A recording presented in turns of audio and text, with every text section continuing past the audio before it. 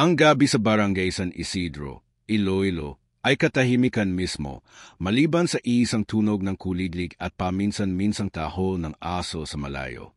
Ang buwan, manipis at parang ngiting nakakasindik, ay nagbibigay ng kaunting liwanag sa mga palayan na bumabalot sa maliliit na nipa hut.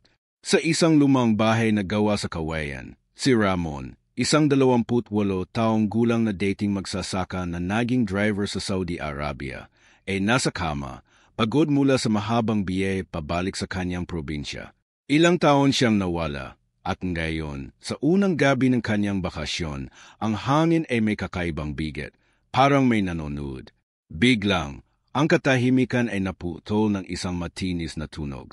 Ring, ring, ring, ang kanyang cellphone, nakapatong sa mesita di noche, ay umilaw, nagpapakita ng hindi kilalang numero. Sino to? Bulong ni Ramon sa sarili, ang mga matay naniningkit dahil sa pagkabigla. 12:00 na ng hating gabi.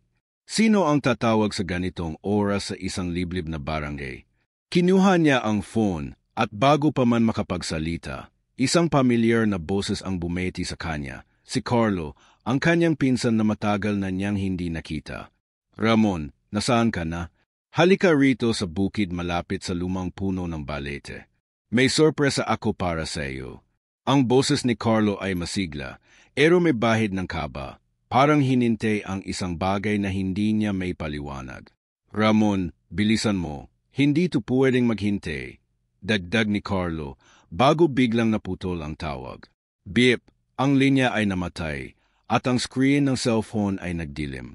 Si Ramon, kahit pagod, ay napilitang bumangon. May kakaibang pakiramdam siya. Hindi takot, kundi isang uri ng kuryosidad na hinila siya mula sa kama. Isinuot niya ang kanyang lumang tsinelas at jacket, kinuha ang flashlight, at naglakad palabas ng bahay. Ang malamig na hangin ay humaplo sa kanyang balet, at ang mga anino ng mga puno ay parang mga figurang nagtatago sa dilim.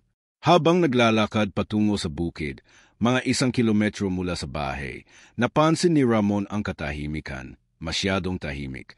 Walang kuliglig, walang aso, kahit ang hangin ay parang huminto. Ang tanging naririnig niya ay ang kanyang sariling hakbang sa graba. Ang lumang puno ng balete, nakilala sa barangay bilang puno ng mga kwento, ay nakatayo sa dikalayuan. Ang mga ugat nito ay parang mga brasong yumayakap sa lupa. Sabi ng mga matatanda, dito madalas nagpapakita ang mga aswang, engkanto, at iba pang nilalang na hindi dapat ginagalaw. Pero si Ramon, bagamat narinig ang mga kwentong ito noong bata pa, ay hindi naniniwala. Para sa kanya, mga kwentong pambata lang ito. Nang makarating sa puno, ang flashlight ni Ramon ay nagbigay ng liwanag sa paligid. Carlo, tawag niya, ang boses ay bahagyang nanginginig. Walang sagot. Pero biglang, isang kakaibang tunog ang narinig niya. Parang pakpak ng malaking ibon, mabilis at mabigat, na nagmumula sa itaas ng puno. Hinintay niya, ang puso'y tumitibok ng mabilis. Carlo, kung prank to, hindi nakakatawa, sigaw niya, pero ang sagot ay isang mahinang tawa. Hindi tao, kundi parang galing sa isang bagay na hindi niya may paliwanag. Ang liwanag ng kanyang flashlight ay tumama sa isang figura sa itaas ng puno, isang babae, mahaba ang buhok, pero ang katawan, hindi tama. Ang mga mata nito ay nagliliwanag ng pula, at ang ngiti nito ay puno ng matutulis na ngipin. Ramon, bulong ng figura, gamit ang boses ni Carlo, pero mas malalim, mas nakakakilabot. Sumali ka sa amin. Bago pa makapag-react si Ramon, ang figura ay biglang nawala, at ang tunog ng pakpak ay umalingaw-ngaw sa paligid. Tumakbo si Ramon pabalik sa bahay. Ang puso ay halos lumabas sa dibdib. Habang tumatakbo, narinig niya ang isang tawag mula sa cellphone niya ulit, ang parehong numero. Hindi niya sinagot, pero ang screen ay nag-ilaw, at isang text ang lumitaw. Hindi ka makakatakas, Ramon. Kami ang pamilya mo. Ang mga salita ay parang suntok sa sikmura, at sa unang pagkakataon sa maraming taon, naramdaman ni Ramon ang tunay na takot, hindi sa aswang, kundi sa posibilidad na ang kwento ng kanyang pamilya ay may lihim na hindi niya kailanman nalaman. Hiningal na ikinuwento ni Ramon ang lahat, ang tawag mula kay Carlo, ang pakpak ng ibon, ang babaeng may pulang mata sa puno ng balete, at ang nakakakilabot na mensahe. Habang nagsasalita, napansin niya ang pagbabago sa ekspresyon ng kanyang lola. Ang mga mata nito ay lumipat sa bintana, parang hinintay ang isang bagay na darating. Ramon, makinig ka, sabi ni Aling Rosa, ang boses ay mahina ngunit matatag. Ang puno ng balete ay hindi ordinaryong puno. Mula pa noong panahon ng mga ninuno natin, doon nagtatago ang mga aswang. Pero ang narinig mo, hindi lang basta aswang. May galit iyon at may dahilan. Hindi niya ipinaliwanag kung ano ang dahilan, ngunit ang kanyang mga salita ay nagbigay ng kakaibang bigat sa hangin. Si Ramon, kahit natatakot, ay hindi makapaniwala. Lola, impossible. Si Carlo ang tumawag, tinsang ko iyon. Paano siya magiging ganoon? Ngunit bago pa makasagot si Aling Rosa, isang kakaibang tunog ang narinig mula sa labas, parang mga kuko na humihila sa bubong, dahan-dahan at nakakakilabot. Scratch, scratch, scratch. Ang kandila sa mesita ay biglang kumislap, at ang hangin sa loob ng bahay ay biglang naging malamig. Si Ramon ay napatayo. Ang flashlight ay itinutok sa kisem, ngunit wala siyang nakita. Lola, ano yun? Bulong niya, ang boses ay halos hindi marinig. Lumayo ka sa pinto, Ramon, utos ni Aling Rosa, habang mabilis na kinuha ang isang maliit na bote ng asin mula sa altar sa sulok ng bahay. Binuksan niya ito at nagwisik ng asin sa paligid ng pinto at bintana, habang bumubulong ng isang orasyon sa wikang hindi naunawaan ni Ramon. Ang tunog sa bubong ay tumigil, ngunit isang mahinang tawa, parehong-pareho sa narinig ni Ramon sa puno, ang umalingaw-ngaw mula sa labas. Ramon, gusto mo ba talaga akong kalimutan? Sabi ng boses, ngayon ay malinaw na hindi na si Carlo, kundi isang bagay na mas madilim, mas sinaunang. Si Ramon ay naniga sa kanyang kinatatayuan, ang mga matay nakatuon sa pinto. Ang kanyang lola ay hinawakan ang kanyang braso, ang mga daliri mahigpit. Huwag kang lilingon, anak. Ang mga aswang ay naglalaro sa isip mo. Kung lilingon ka, makikita mo ang hindi mo dapat makita. Ngunit ang kuryosidad ni Ramon ay masyadong malakas. Dahan-dahan, itinutok niya ang flashlight sa bintana, at doon, sa kabila ng manipis na sawali, isang pares ng pulang mata ang sumilip. Hindi ito ordinaryong meta, malalim, parang naglalaman ng isang kuwento ng galit at sakit. Ang figura sa labas ay may mahabang buhok na parang tumatakip sa kalangitan, at ang katawan nito ay hindi kumpleto, parang hinati sa kalahati. Ang ibabang bahagi ay nawawala. Ramon, sigaw ng figura, at ang boses ay biglang nagbago. Ngayon ay parang hinintay siyang sumagot. Ngunit bago pa siya makapagsalita, ang kanyang lola ay itinulak siya palayo sa bintana at mabilis na isinara ang mga ito gamit ang isang lumang tabla. Huwag kang makikipag-usap sa kanya, Ramon. Hindi siya ang iniisip mo, sabi ni Aling Rosa, ang boses ay puno ng pag-aalala. Ang aswang na iyon ay may dugo sa pamilya natin. May lihim ang ating lahi na hindi mo pa alam. Ang mga salita ng kanyang lola ay parang bomba sa isip ni Ramon. Anong ibig sabihin nito? Ang pamilya niya may koneksyon sa aswang. Habang ang gabi ay nagpatuloy, ang tunog ng pakpak ay muling narinig, ngunit ngayon ay mas malayo. Parang ang nilalang ay umaulis, pero si Ramon ay sigurado, babalik ito, at kailangan niyang malaman ang katotohanan. Ang pagtatago sa bahay. Ang nipahot ni Aling Rosa ay naging kanlungan ni Ramon sa gabing iyon, ngunit ang bawat tunog mula sa labas ay parang dagdag na bigat sa kanyang dibdib. Ang mga salita ng kanyang lola, ang aswang na iyon ay may dugo sa pamilya natin, ay paulit-ulit na umugong sa kanyang isip, tulad ng isang awit na hindi niya maalis.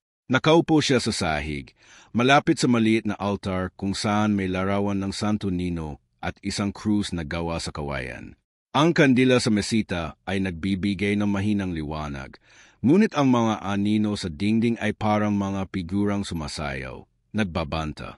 Ang kanyang lola, nang ngayon ay nagtitimpla ng isang tasa na mainit na salabat, ay mukhang kalmado, ngunit ang mga mata nito ay alerto, parang isang mga ngaso na hinintay ang kanyang biktima. Ramon, anak, makinig ka sa akin. Sabi ni Aling Rosa, ang boses ay mahina ngunit puno ng autoridad.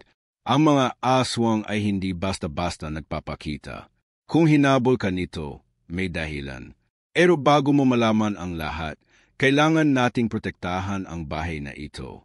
Kinuha niya ang isang lumang supot ng asin mula sa isang kahon sa ilalim ng altar at naglakad patungo sa pinto.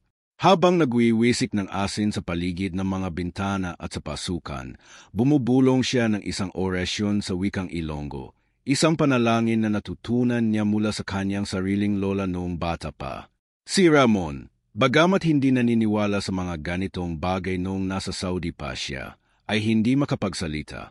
Ang takot na naramdaman niya sa ilalim ng puno ng balete ay masyadong totoo, at ngayon, ang mga ritual ng kanyang lola ay parang tanging sagot sa kanyang kaba. Biglang, isang malakas na did ang narinig mula sa bubong, parang may mabigat na bagay na dumapo. Ang kandila ay kumislap, halos mamatay, at ang hangin sa loob ng bahay ay naging malamig, tulad ng isang haplos mula sa isang hindi nakikitang kamay. Lola, ano yun? Bulong ni Ramon. Ang kanyang kamay ay mahigpit na nakahawak sa flashlight, nang ngayon ay nakatutok sa kisam.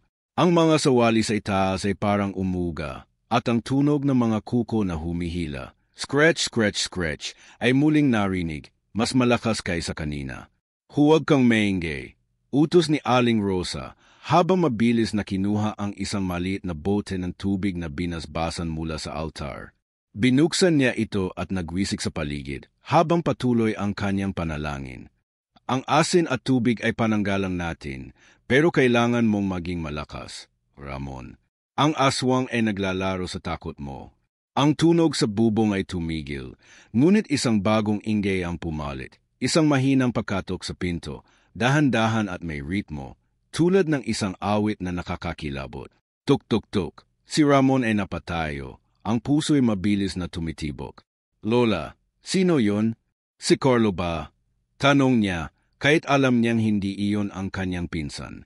Ang boses mula sa labas ay sumagot, at ito'y muling iyon, ang parehong boses na narinig niya sa puno, malalim at parang hinila mula sa kailaliman ng lupa. Ramon, buksan mo ang pinto. Ako lang ito, ang iyong kaibigan. Ngunit ang boses ay may bahid ng tawa. Isang tawa na hindi tao, na nagpadala ng kilabot sa kanyang gulugod. Huwag kang lalapit sa pinto, sigaw ni Aling Rosa, ang kanyang mga matay nagliliwanag sa determinasyon. Kinuha niya ang isang lumang krus na gawa sa kahoy at itinutok ito sa pinto, habang patuloy ang kanyang orasyon. Ang pagkatok ay tumigil, ngunit ang katahimikan na sumunod ay mas nakakatakot.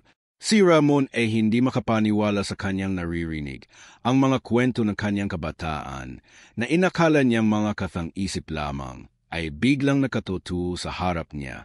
Lola, bakit ako? Ano ang koneksyon ko sa bagay na yan? Tanong niya, ang boses ay puno ng pagkalito at takot. Si Aling Rosa ay tumingin sa kanya, ang mga mata ay puno ng lungkot.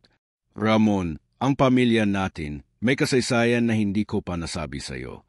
Ang aswang na iyon ay hindi lang basta halimaw. Siya ay dating bahagi ng ating lahi, isang pinsan ng iyong lolo na sumuko sa sumpa. Ang mga salita ng kanyang lola ay parang kidlat sa isip ni Ramon. Sumpa? Amelia? Hindi niya maunawaan kung paano ang isang driver mula sa Saudi, na sanay sa mga makabagong lungsod, ay biglang nasangkot sa isang bagay na kasing sinauna ng mga kwento ng aswang. Bago pa siya makapagtanong ng higit pa, isang malakas na whoosh ang narinig mula sa labas, tulad ng pakpak ng isang higanteng ibon na umalis. Ang kandila ay muling kumislap, at ang hangin ay unti-unting nagbalik sa normal. Ngunit si Ramon ay sigurado, ang nilalang ay hindi tuluyang umalis. Ito'y naghihintay, nagmamasid, at ang gabi ay malayo pa sa pagtatapos. Habang ang kanyang lola ay nagpatuloy sa pagdadasal, si Ramon ay napatingin sa cellphone niya, na ngayon ay tahimik. Ngunit sa kanyang isip, ang mensahe mula kanina ay parang isang babala, kami ang pamilya mo. Ano ang ibig sabihin nito, at paano siya makakalaban sa isang bagay na konektado sa kanyang sariling dugo? Ang pakikipaglaban sa albularyo. Ang umaga sa barangay San Isidro ay nagdala ng manipis na sinag ng araw, ngunit para kay Ramon, ang liwanag ay hindi sapat upang maalis ang bigat ng takot mula sa nakaraang gabi. Ang mga salita ng kanyang lola tungkol sa sumpa sa kanilang pamilya ay parang anino na nakasunod sa kanya. Determinado, nagpasya siyang hanapin si Mang Aden, ang albularyo na kilala sa buong Iloilo dahil sa kanyang anting-anting at kakayahang labanan ang mga nilalang sa dilim. Matapos magpaalam kay Aling Rosa, na nagbigay sa kanya ng isang maliit na krus na yari sa kawayan, naglakad si Ramon patungo sa bahay ni Mang Aden, isang maliit na kubo sa dulo ng palayan, napapalibutan ng mga puno ng mangga at mga palumpong na puno ng bulaklak ng gumemela. Nang makarating, nakita niya si Mang Aden na nakaupo sa isang upuang kawayan, naglilinis ng isang lumang bolo. Ang matanda, na may mga puting buhok at balet na parang balet ng puno, ay tumingin kay Ramon na parang alam na ang dahilan ng kanyang pagbisita. "Ramon, anak, inasahan kita," sabi ni Mang Aden, ang boses ay mahina ngunit puno ng kapangyarihan. "Ang aswang na hinintay mo kagabi ay hindi ordinaryo. May galit ito sa inyong lahi dahil sa isang lumang kasalanan." Hindi nagpaliwanag ang matanda, ngunit binigyan niya si Ramon ng isang maliit na supot na naglalaman ng asin, bawang, at isang anting-anting na gawa sa bato na may nakaukit na kakaibang simbolo. "Bumalik ka sa puno ng balete ngayong gabi," utos niya. "Gamitin ang krus at ang tubig na binasbasan na ibinigay ng iyong lola, at harapin mo ang aswang."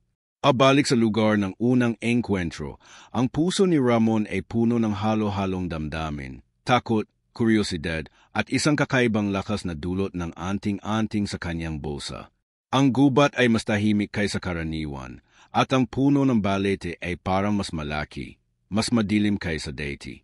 Habang nakatayo sa ilalim nito, ang anting-anting ay biglang nag-init sa kanyang kamay, at isang malakas na hush ang narinig, ang aswang ay dumating. Sa liwanag ng buwan, nakita ni Ramon ang figura, isang babae, mahaba ang buhok, ngunit ang katawan nito ay nagbabago. Ang mga paa ay nagiging parang mga kuko ng ibon, at ang mga meta ay nagliliwanag ng pula. "Ramon," sabi nito, ang boses ay parang si Carlon ngunit mas malalim. "Bakit ka lumalaban? Sumali ka sa amin." Ngunit bago pa ito makalapit, itinutok ni Ramon ang krus at nagwisik ng tubig na binasbasan. Ang aswang ay sumigaw, isang tunog na parang halo ng sakit at galit, at ang katawan nito ay parang natunaw sa dilim. Sa gitna ng laban, isang kakaibang nangyari. Ang aswang ay nagsalita, hindi para atekehin, kundi para magkuwento. "Ako si Maria, pinsan ng iyong lolo," sabi nito. Ang boses ay biglang nakaroon ng lungkot. "Dahil sa isang sumpanong digmaan, naging ganito ako. Hindi ko hinintay na patayin ka, Ramon, kundi iligtas ka mula sa perehong kapalaran." Ang mga salita ay nagbigay ng kakaibang bigat sa puso ni Ramon. Hindi siya sigurado kung maniniwala, ngunit ang anting-anting sa kanyang kamay ay patuloy na nag-iinit, parang nagbibigay ng senyales. Gamit ang payo ni Mang Aden, itinuloy ni Ramon ang ritual. Inilagay niya ang asin sa paligid ng puno, bumulong ng orasyon na itinuro ng albularyo, at itinutok ang krus. Ang aswang ay umetres, ngunit hindi nawala.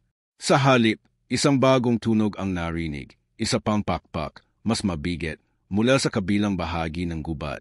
May isa pang aswang, at ito ay mas galit, mas gutom. Si Ramon ay nanigas, ang kanyang kamay ay mahigpit na nakahawak sa anting-anting, habang ang boses ni Maria ay sumigaw, "Ramon, tumakbo." Ngunit ang kanyang mga paa ay parang nakaugat sa lupa, at ang dilim ay unti-unting lumalapit. Ang lihim ng pamilya. Ang gubat sa paligid ng puno ng balete ay nagmistulang mas makapal, mas madilim, habang ang mga salita ni Maria, pinsan ng iyong lolo, ay umugong sa isip ni Ramon tulad ng isang sumpang hindi maalis. Ang anting-anting sa kanyang kamay ay mainit pa rin. Tarang buhay na nagbibigay babala. Ngunit ang tunog ng isa pang pakpak mula sa kabilang bahagi ng gubat ay nagpadala ng kaba sa kanyang buong katawan. Si Maria, ang aswang na dating kaibigan ng kanyang pamilya, ay nakatayo sa harap niya. Ang mga pulang mata nito ay hindi naggalit kundi puno ng lungkot. Ramon, makinig ka. Sabi niya, ang boses ay mahina ngunit puno ng bigat. Ang sumpang ito ay hindi lang sa akin, ito'y nasa dugo nating. Ang iyong lolo, si Manuel, ay nagkasala noong panahon ng digmaan. Ninakaw niya ang isang anting-anting mula sa isang matandang babaylan, at dahil doon, ang pamilya natin ay minarkahan. Si Ramon ay hindi makapagsalita. Ang kanyang isip ay puno ng mga tanong. Ang kanyang lolo, nakilala niya bilang isang simpleng magsasaka, ay may ganitong lihim. Ang anting-anting sa kanyang kamay na ibinigay ni Mang Adan ay biglang nagbigay ng kakaibang pakiramdam. Parang ito ang parehong bagay na hinintay ni Maria.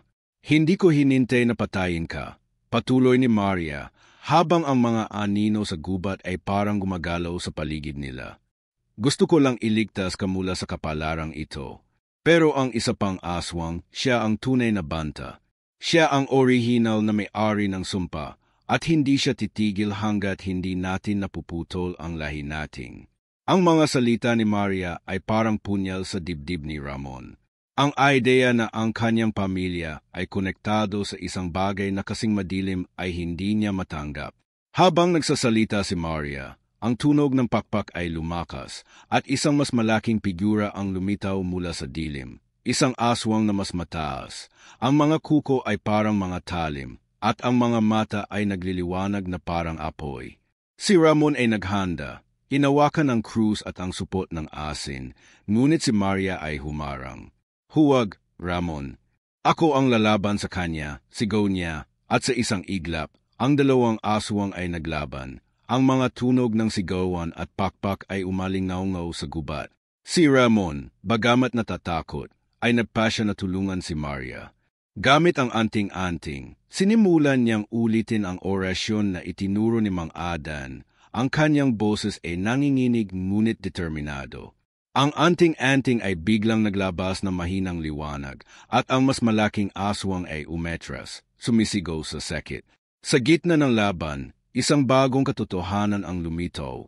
Ang anting-anting ay hindi lamang pananggalang, kundi isang susi upang maputol ang sumpa. Ngunit may catch, ang paggamit nito ay nangangahulugan na ang dugo ng aswang sa kanilang pamilya ay maaaring magising kay Ramon. Habang ang liwanag ng anting-anting ay lumakas, naramdaman ni Ramon ang isang kakaibang init sa kanyang katawan, parang may nagbabago sa kanyang loob. Ang kanyang mga kamay ay nanginginig, at ang kanyang paningin ay biglang naging mas matalas, parang nakikita niya ang bawat detalye ng gubat kahit sa dilim. Si Maria ay tumingin sa kanya, ang mga mata ay puno ng pag-aalala. Ramon, lumaban ka. Huwag hayaang sakupin ka ng sumpa. Sigaw niya, habang ang mas malaking aswang ay muling sumugod. Ang gubat ay naging larangan ng digmaan, at si Ramon ay nasa gitna ng isang laban na hindi lamang para sa kanyang buhay, kundi para sa kaluluwa ng kanyang pamilya. Ang wakas na hindi inaasahan. Ang gubat sa paligid ng puno ng balete ay naging larangan ng isang laban na hindi kailanman malilimutan ni Ramon. Ang anting-anting sa kanyang kamay ay nagliliwanag ng mas maliwanag, parang bituin na nagbabanta sa dilim, habang ang dalawang aswang, si Maria at ang mas malaking nilalang na may mga matang parang apoy, ay naglaban sa gitna ng mga puno. Ang mga sigaw ng aswang ay humalo sa tunog ng pakpak at pagkabog ng mga sanga, ngunit ang boses ni Maria ay malinaw pa rin. Ramon, gamitin ang anting-anting. Gayon na, sa kabila ng takot, ang init sa katawan ni Ramon ay lumakas, at ang kanyang mga daliri ay parang may sariling isip, mahigpit na nakahawak sa batong may ukit na simbolo. Ngunit ang kanyang puso ay puno ng duda. Kung gagamitin niya ito, ano ang mangyayari sa kanya? Ang sumpa ba ay tuluyang magigising sa kanyang dugo? Sa gitna ng kaguluhan, isang figura ang biglang lumitaw mula sa anino, si Mang Adan, ang albularyo, na may dalang isang lumang bolo na kumikinang sa liwanag ng buwan. Ramon, tapusin mo na, sigaw niya habang itinutok ang bolo sa mas malaking aswang. Ang matanda ay bumulong ng isang orasyon, At ang anting-anting sa kamay ni Ramon ay biglang naglabas ng isang nakakasilaw na liwanag, parang kidlat na tumama sa dilim. Ang mas malaking aswang ay sumigaw. Ang katawan nito ay natunaw sa isang usok na amoy dugo at lupa. Ngunit si Maria, na humina na dahil sa laban, ay bumagsak sa lupa. Ang kanyang anyo ay unti-unting nagbabago pabalik sa isang tao, isang babaeng may mukha ng pagod at lungkot. Ramon, bulong ni Maria, ang boses ay halos hindi marinig. Ang sumpa, naputol ko na para sa iyo. Pero ikaw ang susunod na tagapagtanggol. Bago pa makapagtanong si Ramon, ang anting-anting ay biglang lumamig at ang init sa kanyang katawan ay nawala. Tumingin siya kay Mang Adan na ngayon ay nakangiti, ang mga matay puno ng pagmamalaki. Hindi ka naging aswang, Ramon, sabi ng albularyo. Ang dugo mo ay may kapangyarihan ng gayon, hindi para maging halimaw, kundi para protektahan ang mga hinintay ng sumpa. Sa sandaling iyon, napagtanto ni Ramon ang katotohanan. Ang kanyang pamilya ay hindi lamang biktima ng sumpa, kundi mga tagapagmana ng isang tungkulin na sinaunang kaysa sa kanyang mga ninuno. Habang ang gubat ay unti-unting nagbalik sa katahimikan, si Maria, ngayon ay ganap na tao, ay hinawakan ang kamay ni Ramon. Salamat, sabi niya, ang mga matay puno ng luha. Sa wakas, malaya na ako. Ngunit bago umalis si Mang Adan, hinintay niya si Ramon ng isang babala. Ang kapangyarihan mo ay may responsibilidad. May iba pang mga aswang doon at ikaw ang hinintay nila. Ang mga salita ay parang bigat sa dibdib ni Ramon. Ngunit sa unang pagkakataon, hindi siya natakot. Ang gabi ay natapos, ngunit ang kanyang kwento bilang tagapagtanggol ay nagsisimula pa lamang. At ang susunod na laban ay naghihintay sa kanya sa ibang sulok ng Iloilo.